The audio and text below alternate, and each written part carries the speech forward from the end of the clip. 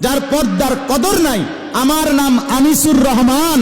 আমি বললাম ওইটা কোনো বেড়ি না, ওইটা কোনো মেয়ে না, ওইটা কোনো নারী না, ওইটা কোনো মহিলা না, মহিলার জাত না, এটা প্লাস্টিক। বেহায়া নারী প্লাস্টিক, বেপর্দা নারী প্লাস্টিক, শোপিস। শোকেসের মধ্যে যেরকম বিভিন্ন জিনিস গ্লাসের মধ্যে রাখে মানুষ দেখার জন্য, যে আপনার এটা তো খুব সুন্দর, ওইটা তো খুব সুন্দর। এই বেহায়া নারী এক ধরনের শোপিস, যাকে অসংখ্য পুরুষ দেখে আর মন্তব্য করে মহিলাটা সুন্দর, মেয়েটা সুন্দর, ওইটা সুন্দর, লোভনীয়, আকর্ষণীয়। আর অসভ্য যত বিশ্রী নোংরা কল্পনা করে হৃদয়ের ভিতরে, ওই নারী কোনো নারী না, মহিলা না, এটা শোপিস, এটা প্লাস্টিক, এটা বদনা, এটা লোডা।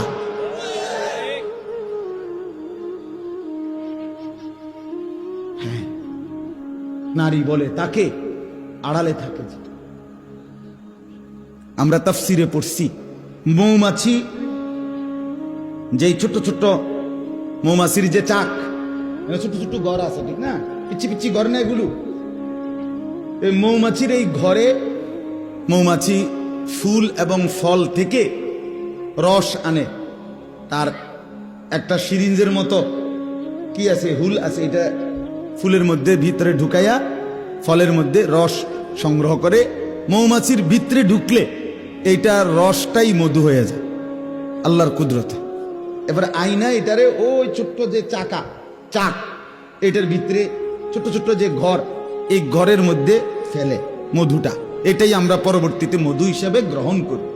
একটা চাকের মধ্যে সর্বোচ্চ 20,000-এর মতো ছোট ছোট ঘর থাকে, কম বেশিও আছে, 12, 14,000, 12,000, 10,000, 20,000-ও থাকে সর্বোচ্চ এই ছোট ছোট ঘর। তো তাফসীরের মধ্যে লিখছে, প্রাচীন আমল থেকে মৌমাছির নিয়ম হলো, মৌমাছি এই ছোট্ট ঘরটাকে, দুই ধরনের মৌমাছি, এক ধরনের মৌমাছি রস আনে ফল এবং ফুল থেকে, আর আরেক ধরনের মৌমাছি বিভিন্ন ছোট ছোট গাছ, ফুল, গাছ থেকে এক ধরনের সাদা সাদা পাউডারের মতো, হ্যাঁ, এয়া থাকে। দেখবেন হাতে লাগাইলে, এই সরিষার গাছের মধ্যে যদি লাগান আপনি দেখবেন মনে হবে যেন কি পাতলা পাউডারের মতো ইয়া আছে। এগুলো সংগ্রহ করে, পাউডারের মতো যেগুলো, এগুলো দিয়া মৌমাছি মোম বানায়, মোম।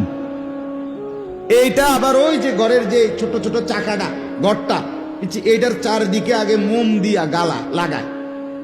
এরপরে অন্ধকার হইয়া সারলে এরপরে এটার ভিতরে ওই মৌমাছি আইনা মধু ফেলে।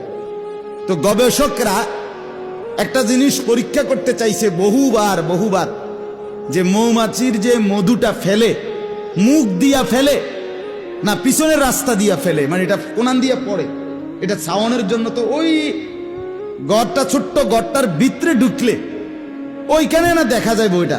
এখন এইটার চারদিকে ভিতরে ছোট্ট করে উন্নত মানের গ্লাস দিয়া, মেশিন দিয়েও চাইছে যে এটার ভিতরে যাতে উঠে এটা ছবিটা, যে কোনান দিয়া পড়ে। তো লিখছে তাফসিরে, যতবারই এটার ভিতরে কোনো গ্লাস বা কিছু দিছে, ছোট্ট থেকে ছোট্ট, ওই মৌমাছি এটা আগে মোম দিয়া গালায়া আন্দার করে লয়। কোনোভাবেই সে বেপর্দা এই মধু ফেলায় না।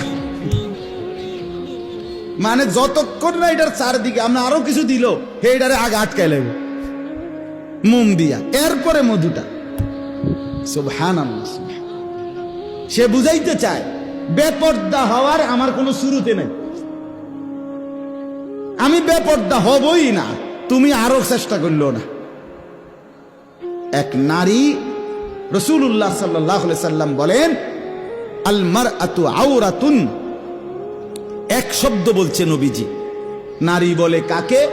পর্দায় থাকে যে, আওরাত। আওরাত মানে আড়ালে থাকে যে, নিজেকে লুকিয়ে রাখে যে, নিজেকে আড়াল করে যে, তাকেই বলে নারী। তাহলে যে নারী আড়ালে থাকে না, যে নারী পর্দায় থাকে না, যে নারী নিজেকে আবরণে রাখে না, সে নারী, সে নারী না। এটা রাসূলের ভাষা। পৃথিবীর অন্য দার্শনিক পণ্ডিত অন্যান্যরা সিদ্ধান্ত দিছে, সেটা ঠিক আছে, এটা তাদের বিষয়। কিন্তু আমি যেহেতু মানি আল্লাহর কোরআন রসুলের হাদিস, অথবা আমি এটার আলোকেই বললাম।